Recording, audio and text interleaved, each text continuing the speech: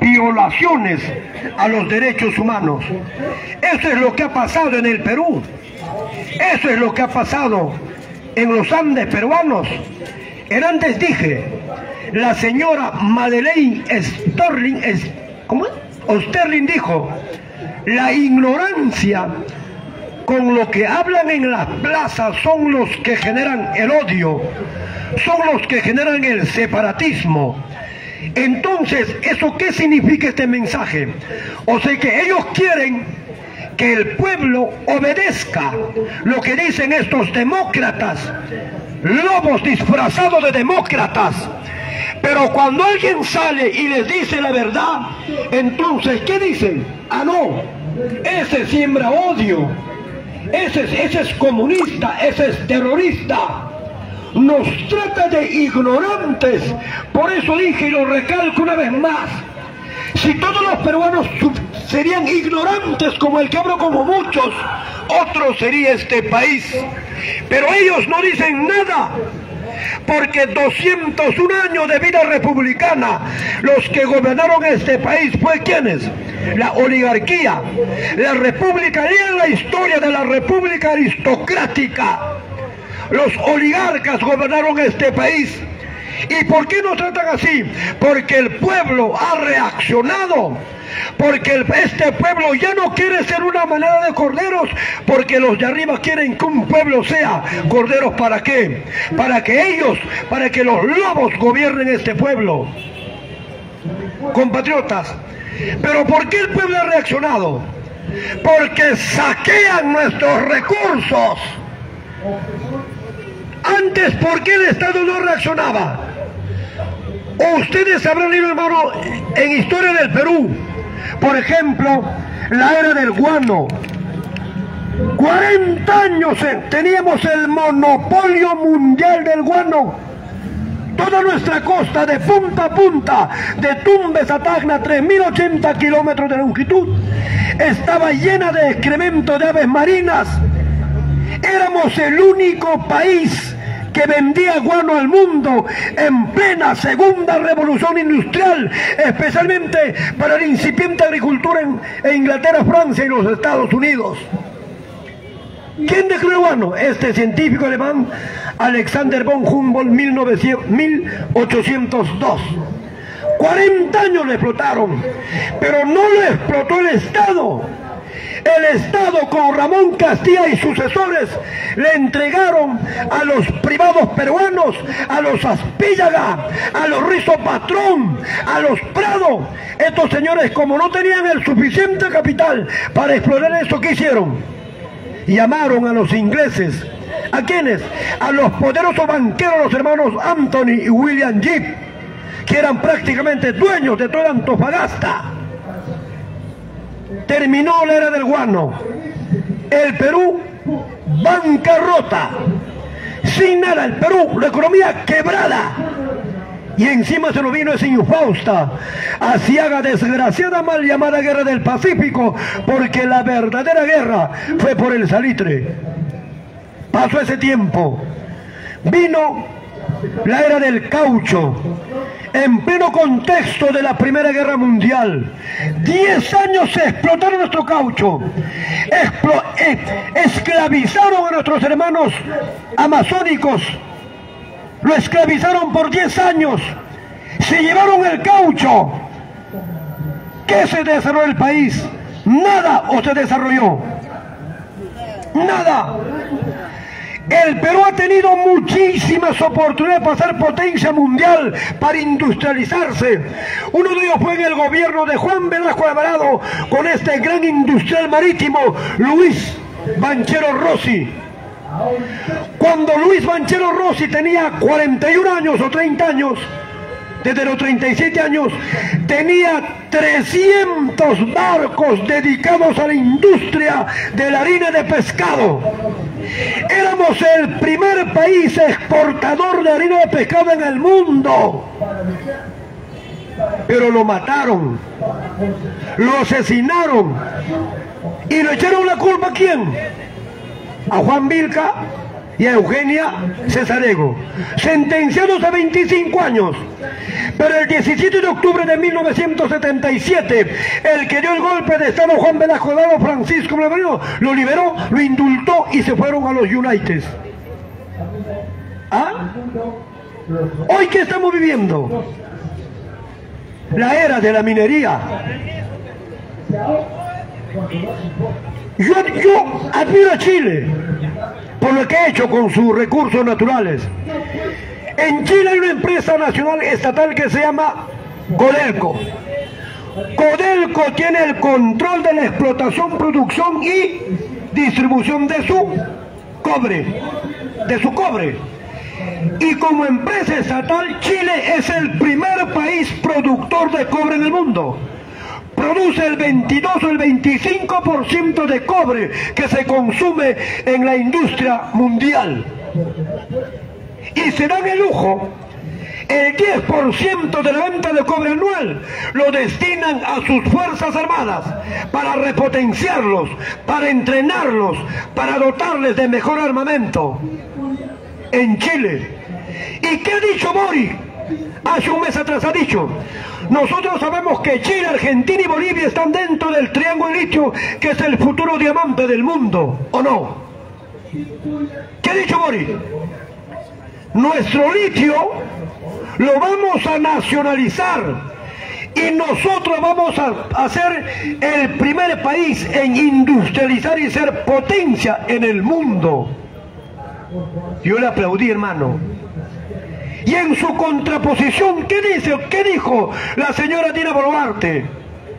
Dijo: vamos a conversar con la población de Puno para que transnacionales ingresen a explotar el litio en Carabaya, Puno, y les vamos a exigir a esa transnacional que pague sus tributos.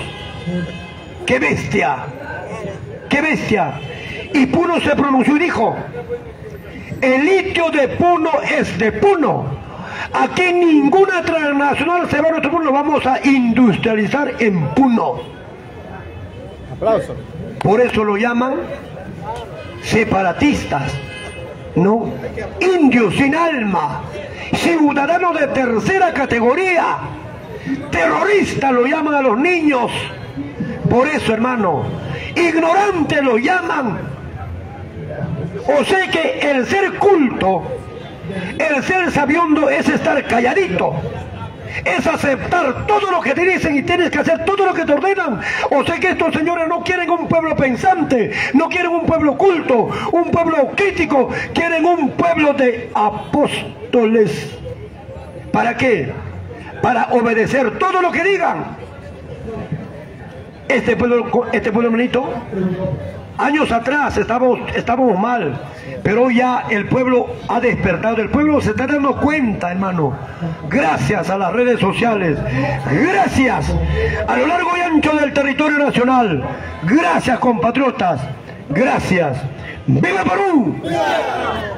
Estamos en el tema de ¿quién? De Putin, ¿no? Ahí estamos, ¿no? Ya. Putin, ¿qué ha dicho? Occidente nos ha declarado la guerra. Y Putin ha dicho: nosotros vamos a continuar con esto porque queremos garantizar las fronteras de nuestro país. Hay que tener en cuenta, hermano, que Rusia es el país más grande del planeta. Rusia es un país euroasiático. Rusia es tamaño de Sudamérica. O sea que los 10 países que conforman este subcontinente, ¿no?, de 17.850.000 kilómetros cuadrados, Rusia es 17.100.000 kilómetros cuadrados. Tremendo país. Y Rusia es un país autosuficiente. Primera reserva en gas, carbón, petróleo, granos. Entonces, ¿por qué Rusia no se ha visto afectada por el bloqueo mundial de comercio que decretó Estados Unidos amparados en la OTAN? ¿Por qué? porque tiene un gran aliado, dos países aliados grandes, la India y la China. Es solamente esos dos países conforman el 38% de la población mundial, que está bordeando los 7.400 millones de habitantes. Los 10 millones que se va el COVID no es ni siquiera una pizca de lo que somos. ¿Y por qué Rusia sigue en pie?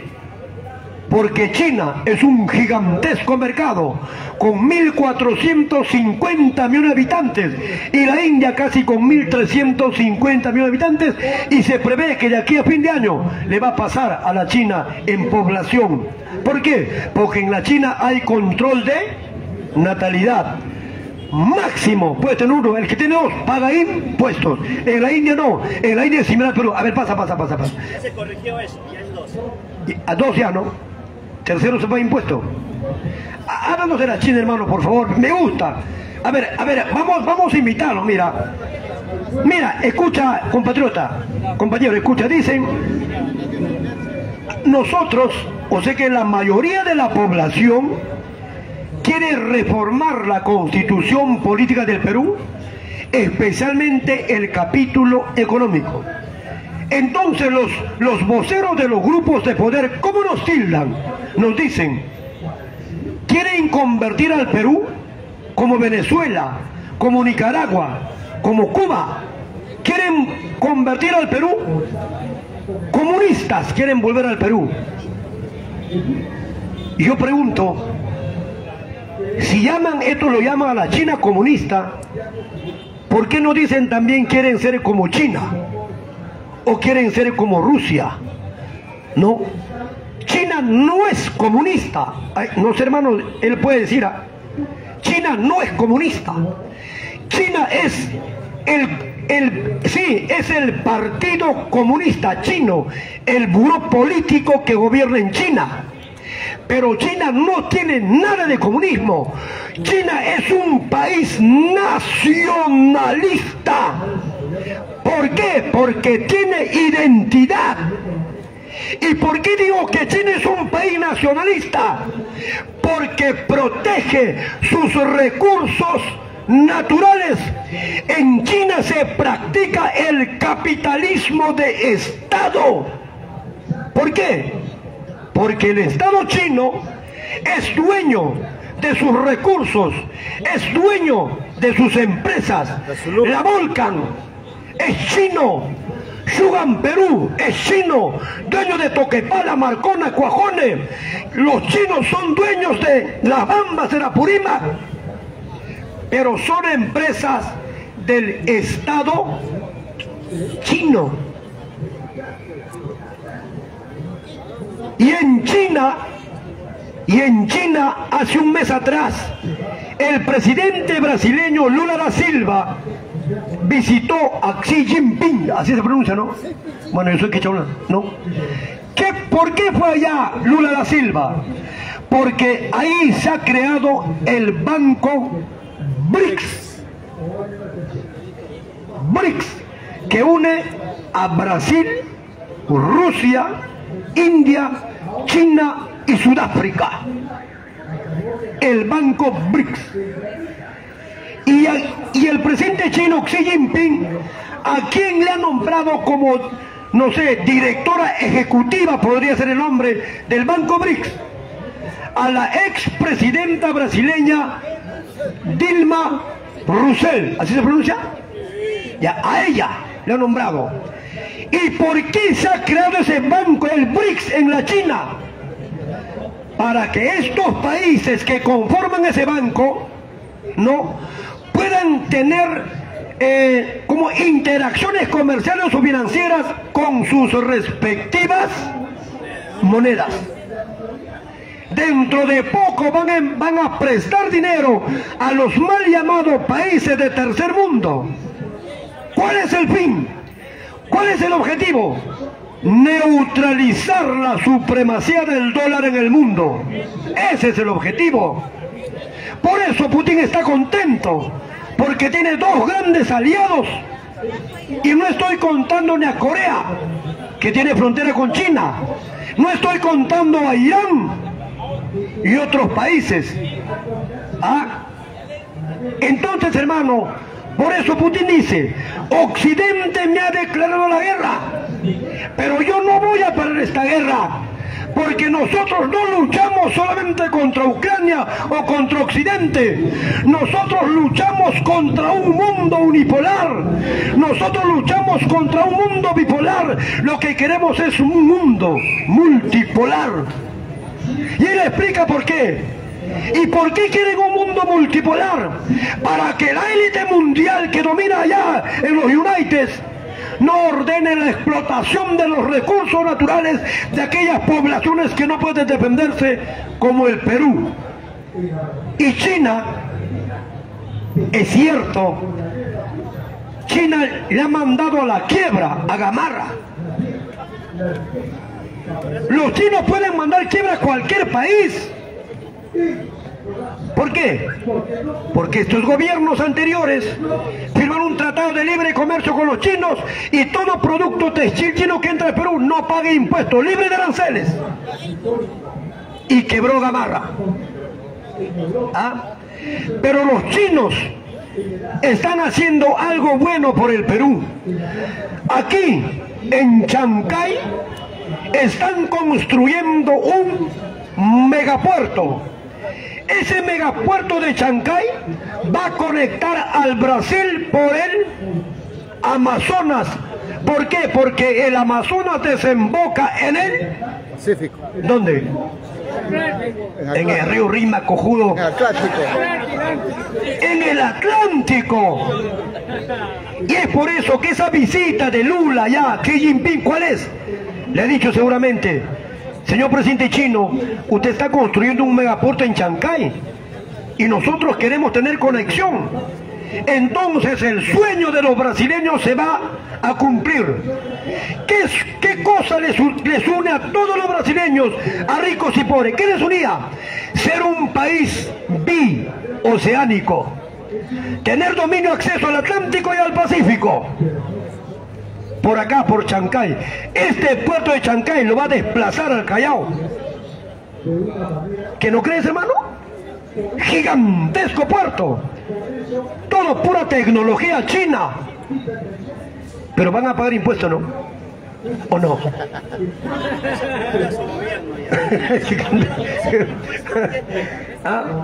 Eso es lo bueno, hermano.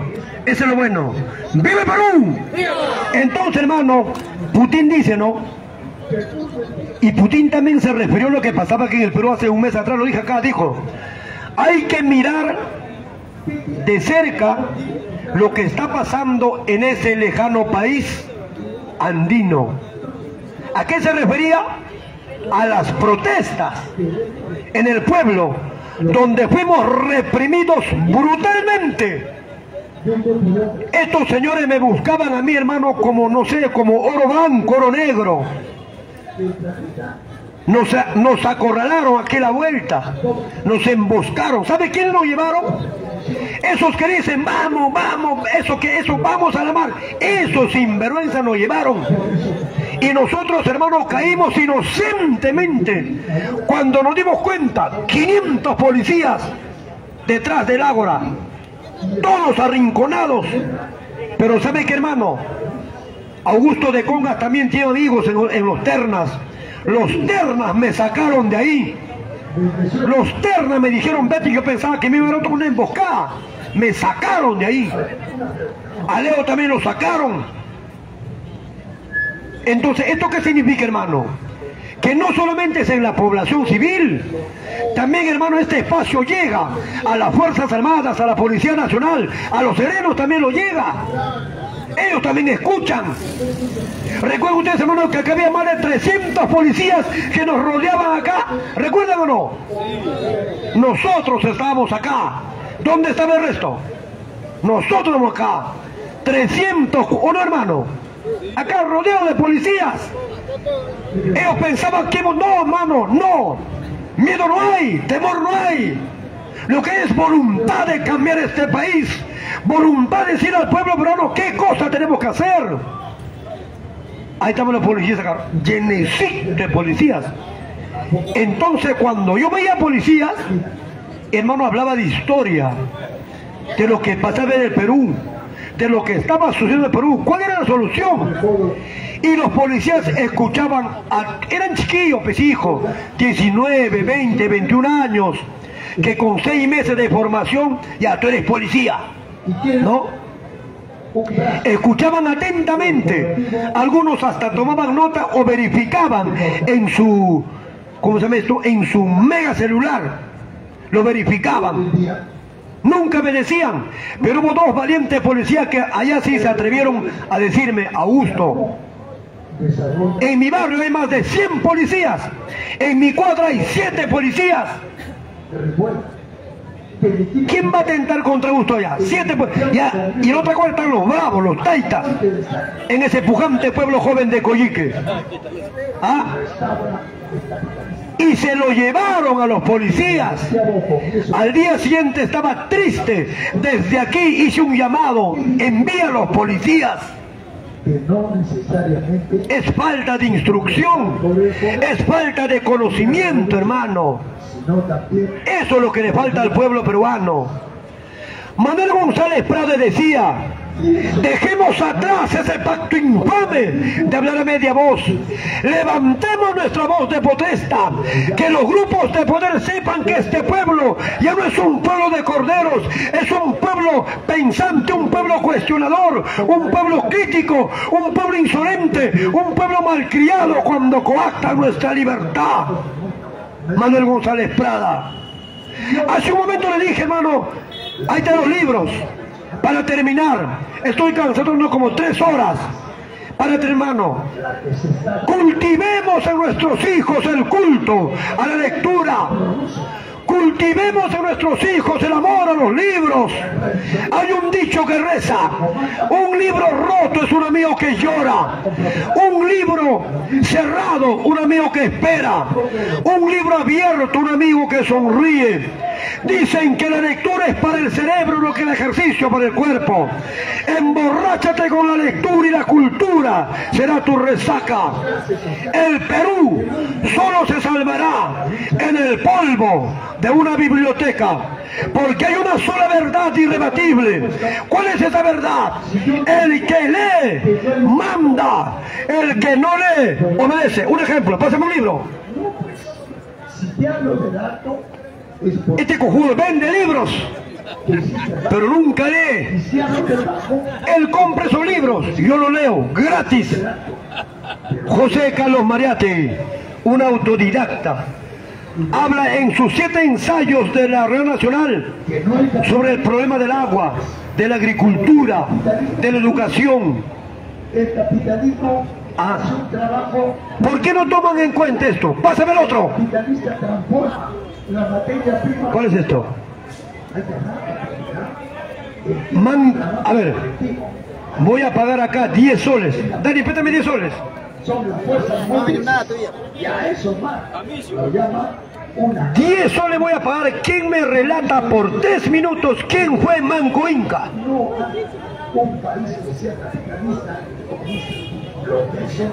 Ah, 10 soles, 3 minutos que me relate quién fue Manco Inca. Voy a hablar, presta atención, hermano. Esto tiene más de 200 páginas.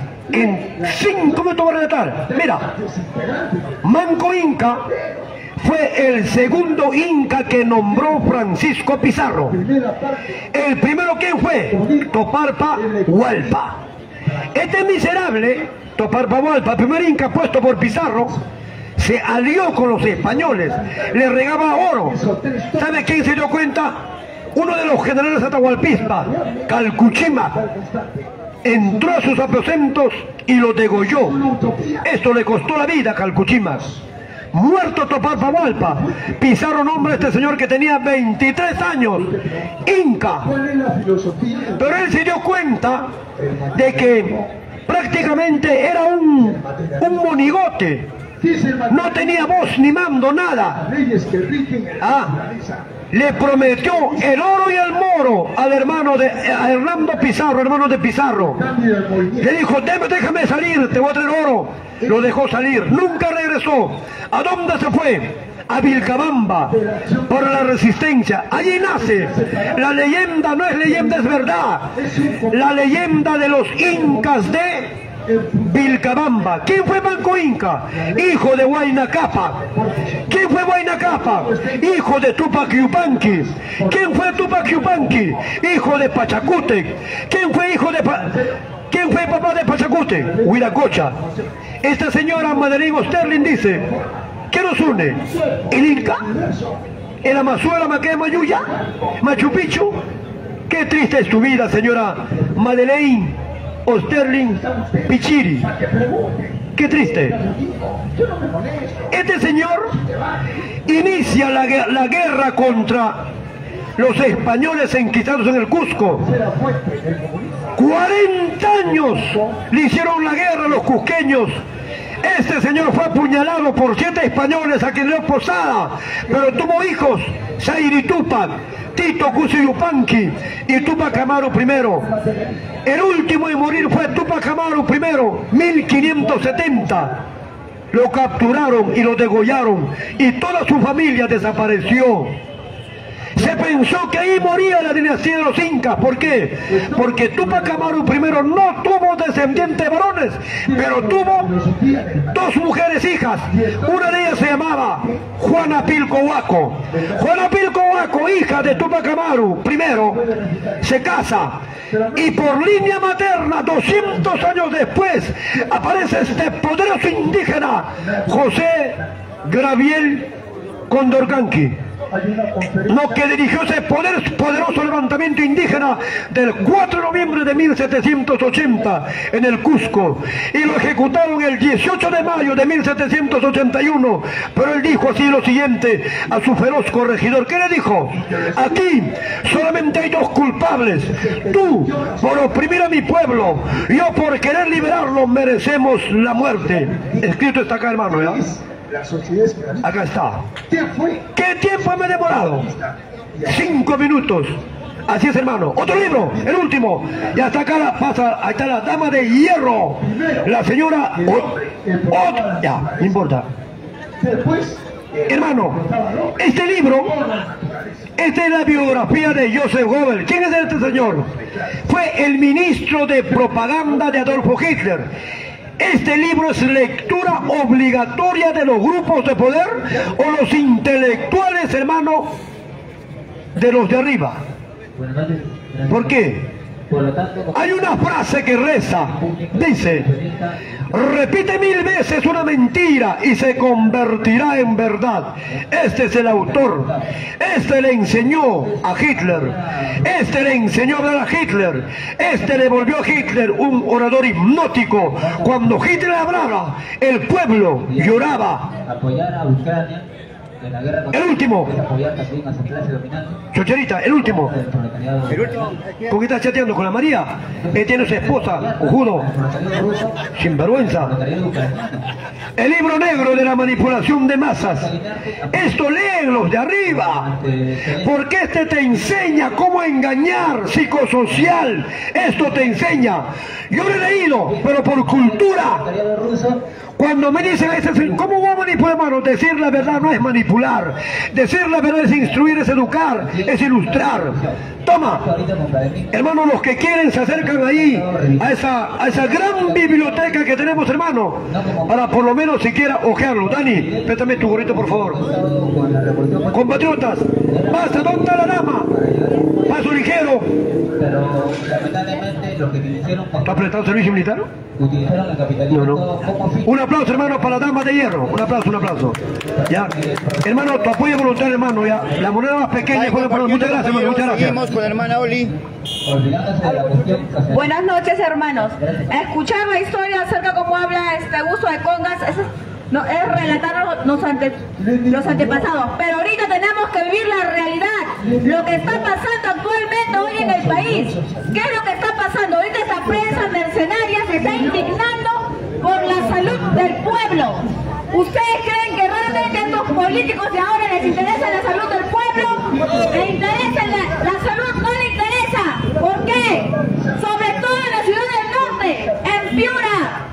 En el año 2019 estaban esperando, como es el presupuesto, para hacer 4 hospitales: Huancabamba, Huamanta, Algarrobos y Guayabamba. Entró Pedro Castillo y dio el presupuesto en el año 2021. Pero en el año 2019, mientras tanto, ¿quién estaba ahí de gobernador? Uno del partido de APP. ¿Y qué es lo que hacen? ¿Qué es lo que hicieron? Como todo funcionario corrupto, aparte de interrumpir y boicotear lo que Pedro Castillo estaba haciendo, dejar el proyecto a medias.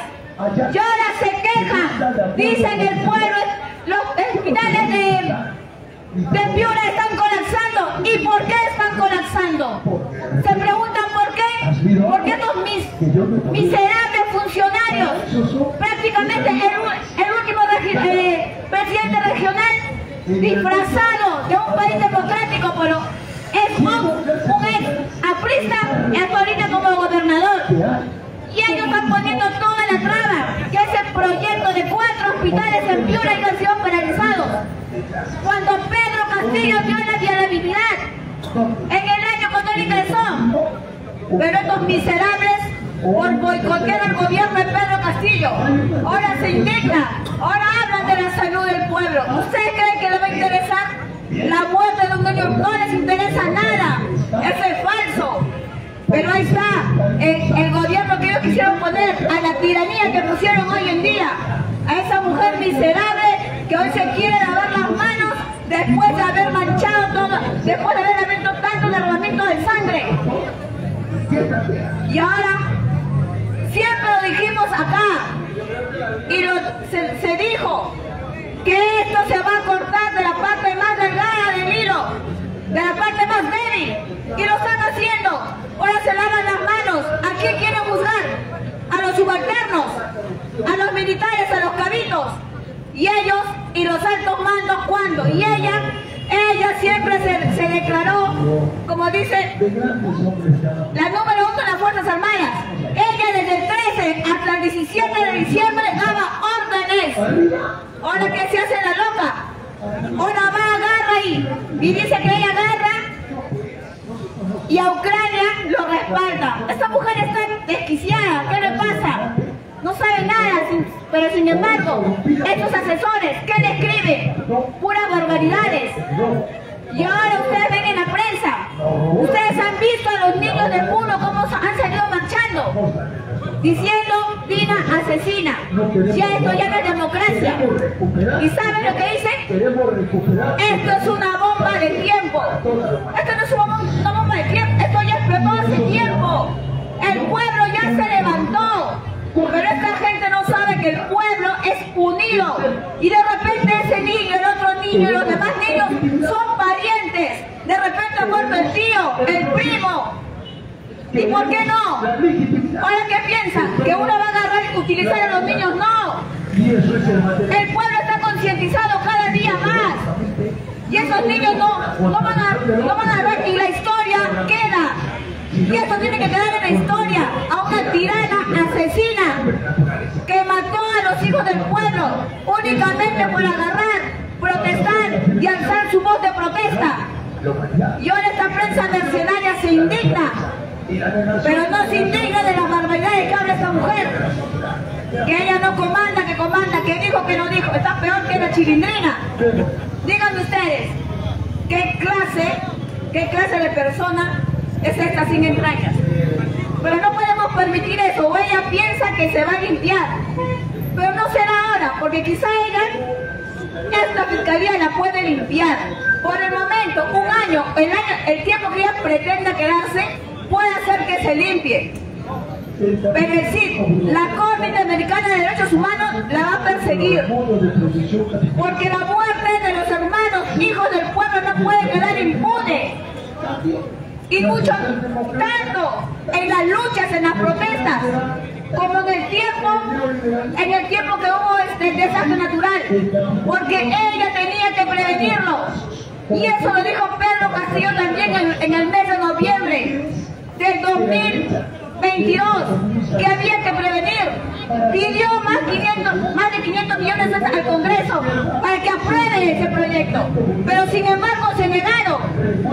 Y el momento que llegó el desastre natural, porque eso ya se preveía, ¿qué hicieron?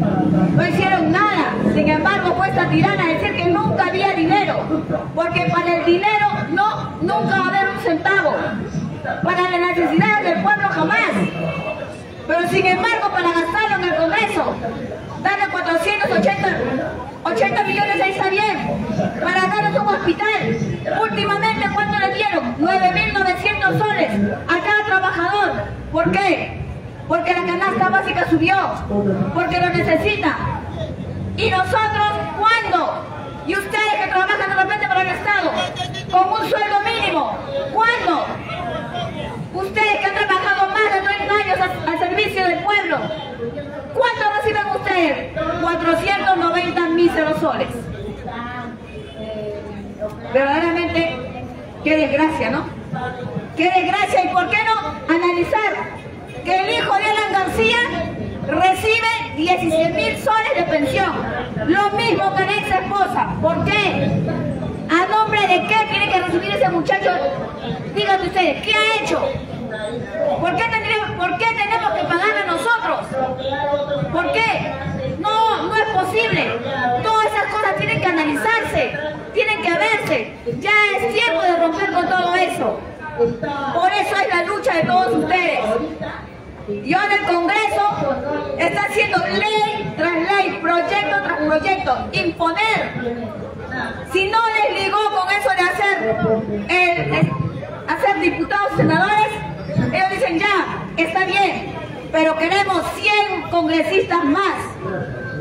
Encima mandan una ley para que los futuros congresistas, si es que lo harían, juren en nombre de la nueva Constitución. Miren qué barrabasadas nos ponen. Y encima a los presidentes regionales que en un momento apoyaron a la lucha del pueblo, tratar de sancionarlos, sacarlos del cargo. Bueno, que ya nos sacaron a muchos, inhabilitarlos políticamente.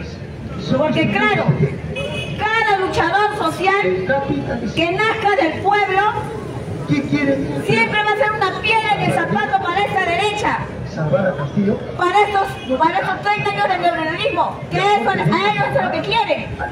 ¿O ustedes quieren que el pueblo avance? Jamás. Siempre se van a ir en contra de la educación. Por eso mismo, ¿cómo está la salud deteriorada? Yo no sé de qué tanto se admira, o por qué supuestamente no hay hospitales. ¿Por qué? Porque el mismo sistema lo hace. Porque el sistema no quiere que el pueblo reúna condiciones ni para educación. Si el pueblo tiene educación, horrorízate, porque ese niño, ese adolescente está concientizado. Ese adolescente, ese niño no lo vas a ver en la esquina, no lo vas a ver ahí tirando piedras o tantas cosas que podrían hacerse. Pero acá, sin embargo, con esos 30 años que nos impusieron, que nos impuso verdaderamente un gobierno golpista, un gobierno genocida. Por eso mismo ahora se lucha y se pide que esa constitución nefasta la tiremos por el piso, porque no nos sirve de nada, solamente es entreguismo. Y eso es lo que nosotros pedimos ahora. Y esta prensa agarra y se horroriza. ¿Por qué? Porque ve a un niño, esos niños que año tras año vivieron sin infancia. ¿Y por qué vivieron sin infancia? ¿Porque sus padres lo quisieron? No. Porque este sistema lo quiso así. Este sistema opresor, este capitalismo. Ahora tú puedes hablar de acá del comunismo, de lo que sea, pero habla de la actualidad que está pasando ahora en el país. ¿De qué me hablas de lo anterior? Háblame de lo actual. Sabemos que el capitalismo es opresor. ¿Cuándo el capitalismo va a favorecer a la clase popular? Jamás. Por eso los hermanos quechos aymaras que están luchando luchando y lo van a hacer. Y se está proponiendo el 18 de julio una gran marcha, no solamente con la Macrosur, también con la gente del norte, que ya concientizó. Lastimosamente tenemos que decirlo así, tuvo que golpearle un desastre natural para que se den cuenta. Pero nada es tarde, jamás es tarde para luchar y para alzarnos en voz de protesta, no de armas, porque a veces por eso nos señalan y nos dicen comunistas, terroristas. Queremos alzar la voz de protesta, de lucha, pero jamás alzarnos en armas, porque nosotros vamos a saber luchar y llegar a conquistar verdaderamente una victoria. ¿Por qué? Porque queremos un pueblo realmente libre, porque queremos que realmente una transformación, porque queremos industrialización que nos quitó ese neoliberalismo impuesto por el fujimorismo. Queremos que todo eso vuelva. ¿Y por qué no? Acá antes fabricábamos, había industria. Ahora ustedes, hermanos, ustedes tienen que ir, todo lo que ustedes poseen es pura importación. Pero si lo podemos hacer acá, tenemos. Por eso, hablemos de lo actual, no hablemos de lo anterior, no hablemos de lo que pasa en otros países, vivamos la realidad del país, lo que está pasando ahora. Tú me puedes agarrar y decir, háblame de comunismo, de muchas cosas, pero ¿qué? Ahorita, ¿eso es la voz acá? Ahorita, ¿por qué es la lucha entre nosotros? ¿De qué? ¿Para qué? ¿Y por qué? Por un cambio. Ya habrá tiempo de hablar de los demás países. Pero ahorita, acentuémonos en el problema del país, en lo que estamos pasando nosotros. Y rompamos con esa tiranía. Buenas noches, hermanos. Gracias. Guardamos.